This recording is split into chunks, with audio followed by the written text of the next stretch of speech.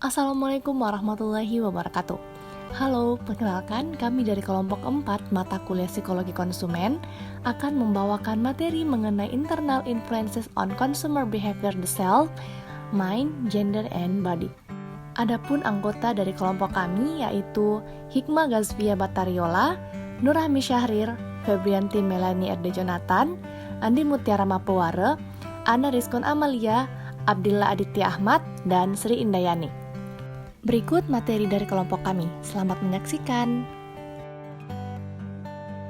Itu mengenai apakah diri itu ada?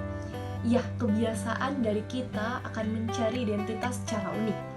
Penekanan pada sifat unik dan menekankan pada diri yang kolektif, yaitu di mana seseorang akan mencari dan menemukan identitasnya melalui kelompok sosial dan lingkungannya. Ada dua budaya yaitu Barat dan Timur membagikan diri menjadi 3 bagian, yaitu diri bagian dalam, dirinya sendiri atau diri pribadi, dan diri yang tampak dari luar. Sehingga budaya ini memandang seseorang menjadi dirinya yang sebenarnya. Nah, ada 2 sudut pandang, yaitu budaya Barat lebih memandang seseorang memiliki sifat individualisme, yaitu memberikan sekat pada individu lainnya. Sedangkan budaya Barat memiliki sudut pandang bahwa seseorang akan cenderung melakukan sosialisasi dengan lingkungannya. Poin berikutnya mengenai konsep diri. Konsep diri merupakan keyakinan yang dipegang seseorang tentang dirinya dan bagaimana serta mengevaluasi diri atas apa yang melekat pada dirinya. Konsep diri juga merupakan suatu struktur yang kompleks. Hal ini tergambarkan atas apa yang melekat pada konsep diri di sepanjang dimensi, seperti daya tarik wajah dengan bakat mental, sifat positif, intensitas dan stabilitas dari waktu ke waktu, dan akurasi yaitu sejauh mana penilaian diri seseorang sesuai dengan kenyataan. Seperti halnya dalam penilaian diri konsumen, bahwa penilaian diri konsumen ini bisa sangat terdistorsi, terutama yang berkaitan dengan penampilan fisik mereka.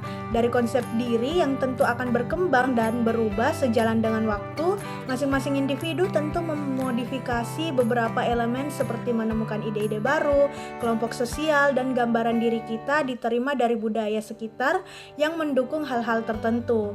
Sehingga setiap elemen yang berkontribusi pada konsep diri seseorang adalah identitas. Salah satu cara untuk mendefinisikan identitas adalah setiap kategori dengan konsumen mengasosiasikan diri yang dapat menerima gambaran yang jelas tentang seperti apa, pikirkan, rasakan, dan lakukan seseorang dalam mencapai kategori itu. Berikut beberapa hal yang terkait di dalam konsep diri, diantaranya: yang pertama ada harga diri atau self-esteem, di mana mengacu pada sisi positif pada konsep diri seseorang. Orang yang memiliki harga diri rendah berharap bahwa mereka akan cenderung tidak akan tampil dengan baik, dan mereka akan berusaha menghindari rasa malu, kegagalan, atau penolakan. Menurut penelitian, seseorang yang merasa dirinya berkuasa akan menghabiskan lebih banyak uang untuk dirinya sendiri, sedangkan mereka yang memiliki perasaan tidak berdaya akan menghabiskan lebih banyak uang untuk orang lain daripada untuk diri mereka sendiri. Sehingga hal ini memicu proses perbandingan sosial di mana seseorang akan mencoba untuk mengevaluasi penampilannya dengan membandingkannya dengan orang yang tergambar pada penelitian di atas. Yang kedua ada diri sejati atau ideal, atau yang biasa disebut dengan real and ideal selves. Di sini ketika seseorang konsumen membandingkan beberapa aspek dirinya dengan ideal, maka hal tersebut akan mempengaruhi harga diri mereka. Diri ideal adalah suatu konsep seseorang tentang bagaimana dia ingin menjadi yang lebih, sedangkan diri yang sebenarnya itu lebih mengacu pada penilaian yang lebih realistis tentang kualitas yang dimiliki dan tidak dimiliki seseorang. Yang ketiga adalah fantasy bridging the gap between the selves, artinya hayalan di mana menjembatani kesenjangan antar diri. Pada poin ini, sebuah hayalan atau lamunan merupakan perubahan kesadaran yang dipicu oleh diri sendiri yang terkadang cara untuk mengimbangkan berkurangnya rangsangan eksternal atau untuk melarikan diri dari masalah dunia nyata. Hal ini berkaitan dengan sifat konsumen di mana iklan-iklan mampu membawa ke situasi yang menimbulkan rasa percaya atau hayalan untuk mencoba menarik atau memprovokatif. Sehingga ini berarti pemasar mungkin ingin memastikan bahwa identitas peran yang sesuai dengan target sebelum menawarkan produk yang dibutuhkan itu pelanggan akan memainkan peran tertentu. Salah satu cara untuk melakukan ini adalah dengan menampakkan pesan iklan dalam konteks di mana individu menyadari peran dari dirinya. Dan yang keempat ada kesadaran diri atau multiple selves. Pada poin ini, seseorang individu berperilaku tentu dibutuhkan kesadaran diri, seperti halnya dalam konteks konsumen atau pemasaran bahwa seseorang cenderung akan memenuhi kebutuhannya sesuai dengan apa yang ia sadari dalam dirinya, dan juga mempengaruhi terhadap barang yang ia beli. Juga kesadaran diri dalam hal pemenuhan konsumen atau pelanggan, di mana kita perlu menyadari hal yang bisa dikembangkan dan menjadi daya tarik pada produk yang akan dipromosikan. Are we what we buy? Model self-image congruence menyarankan agar kita memilih produk ketika atributnya cocok dengan beberapa aspek diri. Dan ketika kita memilih produk yang menurut kita menyenangkan secara estetika, pilihan ini membuat kita merasa lebih baik tentang diri kita sendiri. Penelitian menunjukkan bahwa ketika seseorang memiliki hubungan dekat dengan merek, ini mengaktifkan insula, yaitu area otak yang bertanggung jawab untuk desakan, kecanduan, keengganan kehilangan, dan cinta interpersonal. Hubungan emosional ini bahkan membuat orang bersikap defensif terhadap merek favorit mereka jika mereka melihat informasi negatif tentang merek tersebut. Model congruence mengasumsikan proses penyocokan kognitif antara atribut produk dengan citra diri konsumen. Seiring waktu, kita cenderung membentuk hubungan dengan produk yang menyerupai ikatan yang kita ciptakan dengan orang lain. Sebagian besar penelitian mendukung gagasan kesesuaian antara penggunaan produk dan citra diri. Namun, di sisi lain tidak jelas apakah konsumen benar-benar melihat aspek diri mereka dalam produk fungsional sederhana yang tidak memiliki citra kompleks atau mirip manusia.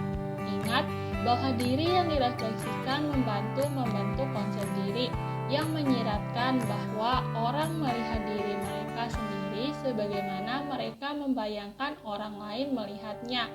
Karena apa yang dilihat orang lain termasuk pakaian, perhiasan, furniture, mobil, dan sebagainya. Jadi masuk akal bahwa produk-produk ini juga membantu menciptakan persepsi diri. Kita melekat pada suatu objek sejauh kita mengandalkannya untuk mempertahankan konsep diri kita. Objek bertindak sebagai selimut keamanan ketika mereka memperkuat identitas kita, terutama dalam situasi yang tidak dikenal. Saat kami menjadi dewasa dalam sebuah peran, kami sebenarnya tidak terlalu bergantung pada produk yang diasosiasikan dengannya. Kontribusi kepemilikan terhadap identitas diri mungkin paling jelas terlihat ketika kita kehilangan benda-benda berharga ini. Selanjutnya, the extended self. Extended self menjelaskan bahwa bukan hanya citra diri berpengaruh terhadap produk yang dipilih, tetapi produk yang dipilih berpengaruh terhadap citra diri. Objek-objek eksternal yang kita anggap sebagai bagian dari diri kita itulah yang merupakan extended self. Penggunaan bahan asing untuk menggantikan atau melengkapi bagian tubuh manusia tidak selalu baru, misalnya gigi kayu George Washington yang terkenal. Tetapi kemajuan teknologi baru-baru ini terus mengikis batas antara diri dan bukan diri. Adapun beberapa contohnya yaitu pembesaran payudara yang biasa melibatkan integrasi implan silikon buatan dengan bahan organik pasien, lutut buatan, kaki palsu yang terbuat dari karbon, implan koklea yang dapat mengirimkan suara dari mikrofon langsung ke saraf pendengaran. Ada banyak benda material mulai dari barang-barang pribadi dan hewan peliharaan hingga monumen yang dapat membantu membentuk identitas konsumen. Hampir semua orang dapat menyebutkan kepemilikan berharga yang memiliki arti diri yang terbungkus di dalamnya, baik itu foto kesayangan, piala, kemeja tua, mobil, ataupun kucing. Sejalan dengan itu, biasanya orang dapat menyusun biografi seseorang dengan cukup akurat ketika hanya dari katalog barang-barang yang dipajang di kamar atau kantor orang yang akan dibuat biografinya. Solomon memaparkan bahwa ada 4 tingkat extended self. Yang pertama, tingkat individu. Konsumen mencangkup banyak barang pribadi mereka, harta dalam definisi diri. Yang kedua, tingkat keluarga. Bagian dari diri yang diperluas ini mencangkup tempat tinggal konsumen dan perabotan di dalamnya. Yang ketiga, tingkat komunitas. Konsumen biasanya menggambarkan diri mereka dalam istilah lingkungan atau kota yang mereka berasal. Dan yang keempat, tingkat kelompok. Kita menganggap keterikatan kita pada kelompok sosial tertentu sebagai bagian dari diri. Nah, kembali cognition yang berarti kognisi yang diwujudkan. Nah, perwujudan kognisi ini sangat erat kaitannya dengan imajinasi karena proses perwujudan sendiri dimulai dari adanya imajinasi yang dilakukan oleh otak dalam mengelola informasi yang diperoleh. Cognition merupakan hasil dari proses berpikir yang dilakukan oleh otak berupa imajinasi yang ditampilkan dalam bentuk bukti fisik yang dapat dilihat secara nyata. Selanjutnya, the digital self atau diri digital. Nah, diri digital adalah identitas diri Anda atau persona diri Anda yang Anda gunakan saat berada di dunia online.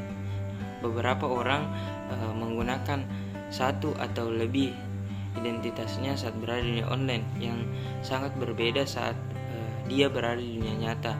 Namun, adapun beberapa orang yang hanya menggunakan satu identitasnya pada saat berada di dunia online yang kurang lebih sama saat dirinya berada di dunia nyata. Mengapa diri digital penting untuk karir Anda? Nah, alasan sebenarnya adalah begitu Anda online sebagai diri Anda yang sebenarnya menggunakan penampilan Anda sendiri yang biasa Anda gunakan di dunia nyata, Anda memiliki identitas online yang gampang ditelusuri kembali pada saat Anda berada di dunia nyata.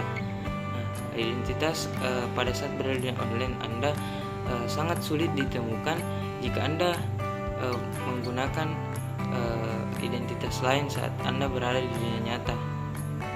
Anda mudah ditemukan oleh manajer perekrutan jika Anda menggunakan identitas diri Anda yang asli. Nah, karena itu penting untuk mengelola sebuah identitas Anda saat berada di dunia online dengan hati-hati. Nah, untuk memastikan bahwa citra publik Anda ditampilkan dengan sebaik mungkin. Selanjutnya yaitu gender identity atau identitas gender. Gender merupakan jenis kelamin bawaan lahir yang dipengaruhi oleh faktor sosial dan budaya. Gender melihat perbedaan laki-laki dan perempuan berdasarkan kesepakatan atau konvensi masyarakat yang berhubungan dengan perilaku dan tanggung jawab sosial yang dibentuk oleh masyarakat. Jadi gender merujuk pada definisi sosial dan budaya dari laki-laki dan perempuan, bagaimana cara masyarakat membedakan antara laki-laki dan perempuan, serta bagaimana masyarakat memberikan peran sosial kepada laki-laki dan perempuan. Dalam pembahasan mengenai gender identity atau identitas gender, yang akan dibahas pertama yaitu mengenai sosialisasi peran jenis kelamin, yaitu laki-laki dan perempuan atau sexual socialization. Dalam memasarkan produknya kepada konsumen, para pemasar cenderung memperkuat ekspektasi-ekspektasi budaya mengenai cara yang benar bagi anak laki-laki dan perempuan, bagi pria dan wanita dewasa dalam berpenampilan dan bertindak. Dalam sebuah penelitian, terdapat 5 kesimpulan dasar tentang perbedaan gender, yaitu yang pertama, pria lebih berorientasi pada dirinya sendiri, sedangkan perempuan lebih berorientasi pada orang lain. Yang kedua yaitu wanita atau perempuan merespon dengan lebih berhati-hati. Yang ketiga yaitu wanita lebih merespon data-data yang negatif. Yang keempat, pria lebih selektif dalam memproses data, sedangkan perempuan lebih komprehensif. Yang terakhir yaitu perempuan lebih sensitif dalam membedakan kondisi-kondisi dan faktor-faktor. Pembahasan selanjutnya yaitu mengenai gender identity versus sexual identity atau identitas gender versus identitas seksual. Identitas peran gender adalah keadaan pikiran dan juga tubuh.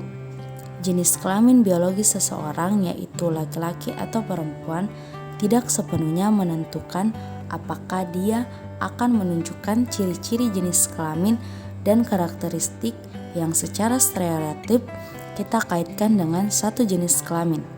Perasaan subjektif konsumen tentang seksualitasnya juga penting.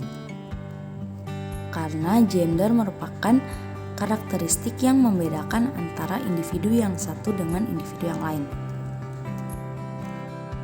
Tidak seperti kelelakian atau keperempuanan, maskulinitas dan feminitas bukanlah karakteristik biologis.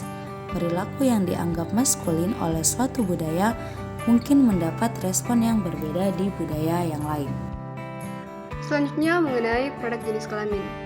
Yang dimaksud dengan produk jenis kelamin yaitu jika produk berhubungan erat dengan satu jenis kelamin. Yang pertama ada peran jenis kelamin wanita. Pada tahun 1949 pada film Adam Strip menunjukkan bahwa seorang wanita dapat memiliki karir yang sukses dan bahagia menikah. Evolusi kelas wanita telah memaksa pemasar untuk mengubah asumsi tradisional mereka tentang wanita. Misalnya, Suzuki naik banding dengan meningkatnya jumlah wanita di India yang mencapai kemandirian keuangan dan membeli mobil mereka sendiri. Model mobil ini bergaya Saint Estilo dengan 8 warna termasuk ungu, virgin blue, dan satin yang berkilau. Kedua, peran jenis kelamin pria. Stereotip budaya kita tentang laki-laki ideal adalah sulit.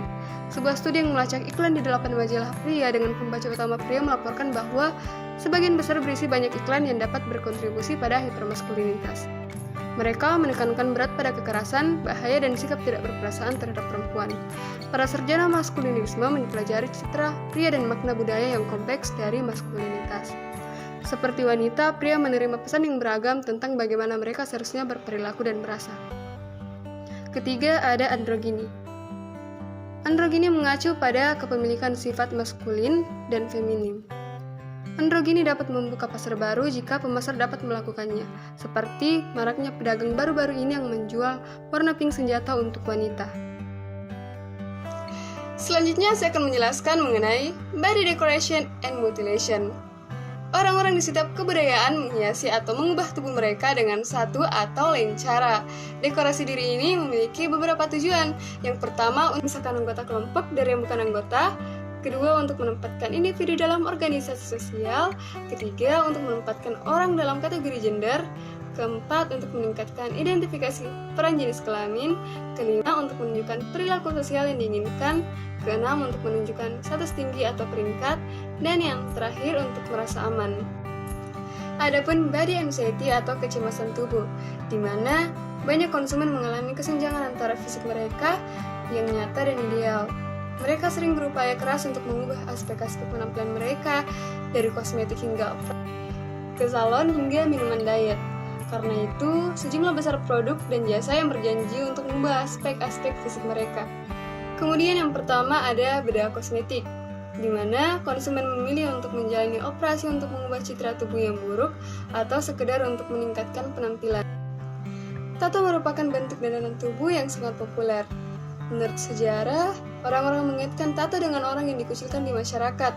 Misalnya, kalangan berwenang di Jepang pada abad ke-6, di mana mereka menato wajah dan lengan para penjahat untuk mengidentifikasi mereka kelompok-kelompok marginal seperti geng motor atau yakuza, yakni sebutan anggota geng Jepang seringkali menggunakan lambang-lambang ini untuk mengekspresikan identitas kelompok atau solidaritas mereka. Dan yang ketiga, tindik tubuh. Seperti tato, tindik tubuh berevolusi dari praktik yang berhubungan dengan kelompok pinggiran menjadi mode yang populer. Hal ini mulai populer saat salah seorang artis ternama di Amerika Serikat menggunakan cincin pusar dan tindik tato. Kemudian banyak sekali yang mengikutinya. Selanjutnya adalah ideal soft beauty atau standar kecantikan. Nah, kecantikan yang ideal adalah model atau contoh penampilan tertentu, di mana kecantikan ideal pada pria dan wanita dapat mencakup fitur fisik, gaya pakaian, kosmetik, gaya rambut, warna kulit, dan tipe tubuh. Nah, keinginan seseorang untuk menyesuaikan diri dengan standar kecantikan tersebut dapat mendorong banyak keputusan kita dalam membeli sesuatu. Nah, adapun ideals of beauty ini terbagi menjadi beberapa bagian, yaitu yang pertama adalah beauty universal atau kecantikan universal, di mana hasil penelitian menunjukkan bahwa setidaknya beberapa selera kita dalam hal fitur fisik terbentuk secara genetik, di mana ciri-ciri tersebut antara lain mata besar, tulang pipi yang tinggi, dan rahang yang sempit. Pria juga menggunakan bentuk tubuh wanita sebagai isyarat seksual, di mana kecantikan ideal berfungsi sebagai semacam tolak ukur pada suatu budaya. Nah, konsumen membandingkan diri mereka dengan beberapa standar kecantikan, dan mereka tidak akan puas dengan penampilan mereka jika tidak sesuai dengan standar kecantikan tersebut. Lalu yang selanjutnya adalah ideals of female beauty evolve over time, atau standar kecantikan wanita berkembang dari waktu ke waktu. Nah, meskipun kecantikan mungkin hanya dalam kulit atau only be skin deep, nah sepanjang sejarah wanita telah bekerja keras untuk mencapai standar kecantikan tersebut, di mana mereka sampai membuat diri mereka kelaparan, menghabiskan waktu berjam-jam menggunakan pengering rambut di depan cermin dan di bawah lampu tanning untuk menghitamkan kulit, dan bahkan memilih melakukan operasi pengecil atau pembesar payudara untuk menyesuaikan dengan standar kecantikan yang ada. Selanjutnya adalah the Western Ideal of Female Beauty, atau standar kecantikan wanita di barat. Nah, beberapa orang membesar-besarkan hubungan antara harga diri dan penampilan sedemikian rupa sehingga mereka mengorbankan kesehatan mereka untuk mencapai apa yang mereka anggap sebagai standar tubuh yang diinginkan oleh orang-orang. Nah, wanita khususnya cenderung menerima pesan dari media bahwa kualitas tubuh mereka mencerminkan harga diri mereka, sehingga tidak mengherankan bahwa sebagian besar distorsi citra tubuh utama terjadi di kalangan wanita. Nah, gangguan psikologis ini itu menyebabkan pasien percaya bahwa tubuhnya itu secara harfiah lebih besar atau lebih kecil daripada yang dilihat oleh orang lain. Lalu yang selanjutnya adalah what is today's ideal of female beauty, atau apa sih standar kecantikan wanita saat ini? Nah, mereka yang memiliki harga diri yang rendah terkait penampilan berpikir tentang diri mereka lebih positif dan percaya bahwa mereka lebih kurus ketika mereka menggunakan vanity size. Nah, beberapa peneliti menyelidiki pemicu yang memobilisasi para wanita untuk mencoba mengubah pasar agar lebih ramah bagi pembeli yang tidak sesuai dengan standar kecantikan yang bertubuh kurus. Nah, materi terakhir adalah ideals of male beauty, atau standar kecantikan pria. Nah, sejarah panjang mengenai rambut di wajah itu mengakibatkan standar masyarakat tentang kecantikan untuk pria juga berubah, di mana standar pria itu melibatkan panjang rambut, keberadaan dan jenis rambut di wajah, otot, dan tentu saja gaya pakaian dan aksesoris. Di mana terdapat juga perbedaan antara standar kecantikan untuk pria dalam hal fitur wajah, otot, dan rambut di wajah. Nah, faktanya suatu survei nasional yang meminta pria dan wanita untuk mengomentari aspek penampilan pria dan menemukan bahwa standar kecantikan yang dominan adalah untuk pria, yaitu tubuh yang sangat maskulin dan berotot. Meskipun wanita cenderung lebih memilih pria yang massa otot yang lebih sedikit daripada yang ingin dicapai oleh pria itu sendiri. Nah, pengiklanan tampaknya memiliki standar laki-laki tersendiri, di mana sebuah penelitian terhadap pria yang muncul dalam iklan menemukan bahwa semakin banyak berolahraga, memiliki fisik yang kuat dan berotot merupakan stereotip seorang pria, di mana lebih dari 40% anak laki-laki di sekolah menengah mengatakan bahwa mereka berolahraga secara teratur untuk meningkatkan massa otot. Bahkan 38% mengatakan bahwa mereka menggunakan suplemen protein, dan hampir 6% mengakui bahwa mereka lebih telah bereksperimen dengan steroid. Demikianlah materi dari kelompok kami mengenai internal influences on consumer behavior, the self, mind, gender, and body. Semoga dapat memberikan pengetahuan kepada teman-teman. Sekian dari kami, lebih dan kurangnya mohon dimaafkan. Wassalamualaikum warahmatullahi wabarakatuh.